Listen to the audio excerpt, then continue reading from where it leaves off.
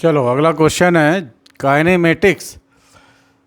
24 जनवरी shift 1 का question था। A boy thrown a ball into और at a 45 degree 45 degree from the horizontal to land it on a roof of building of height h. If the ball attains may height in 2 seconds and land on the building in 3 seconds after launch, then the value of h is। क्या बोल रहा है? Boy thrown a ball into 45 degree from the horizontal to land it on a roof of building at height h. If the ball attains the height in 2 seconds, lands on the building in 3 seconds after launch, then the value of h is। Question थोड़ा अटपटा है, चलिए देखते हैं।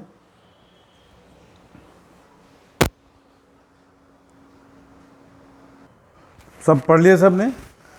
तो क्या लगता है ये कौन सा टॉपिक है? बस प्रोजेक्टाइल मोशन का ये क्वेश्चन है। बोलता है boy thrown a ball into earth 45 degree from the horizontal and to land on a roof of a building to height h. If the ball attain maximum height in 2 seconds, मैंने आधा देखिए maximum height in 2 seconds and lands on the building बोल रहा है in 3 seconds after launch, then the value of h। जी की value दिया है कितना? इसमें 4 ऑप्शन को नहीं लिखा आपने, है ना। तो सबसे पहले अपन प्रोजेक्टाइल मोशन से रिलेटेड क्वेश्चन है तो अपन इसको ऐसे बना लेते हैं। यहाँ पर एक बिल्डिंग है,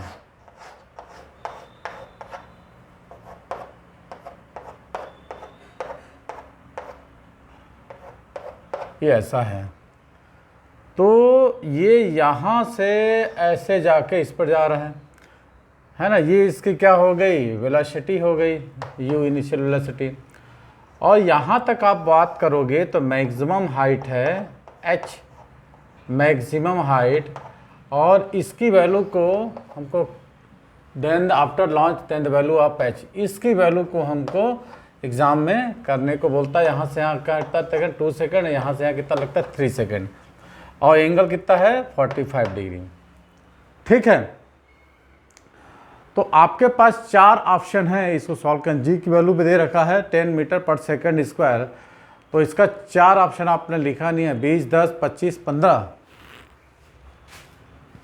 20, 10, 25, 15 ये हो गया।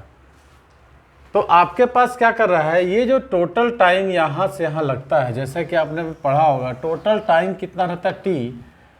तो ये t/2 है, ये t/2 कितना है? 2 है। तो हम जो टाइम पीरियड है ना, टाइम है उसका आधा ले रहा है। मैंने ये टाइम t/2 ये कितना ले रहा है? 2 सेकेंड। तो आपको टाइम पीरियड की वैल्यू कितनी मिल गई? 4। अब टाइम पीरियड का जो फार्मूला होता है क्या होता है? t = 2u sin theta upon g। अब यहाँ पर डेटा को फर्क, हमको सबसे पहले ना u निकाल लो। अब u निकाल लोगे तो h की वैल्यू तो हमको आसानी से मिल जाएगी। ठीक है, तो t कितना था? 4 था। 2 × u sin थीटा, थीटा की वैल्यू 45 डिग्री। ठीक है, और g की वैल्यू आपको ऑलरेडी 10 दिया है, तो हो जाएगा 40/2, है ना, इक्वल टू u × √2 ऐसा। तो आ जा रहा है u = 20/√2। तो ये आपको निकल के आया कितना? 20/√2। तो आपको ये u हो जाएगा कितना? 20 हो जाएगा। कॉमन सेंस है।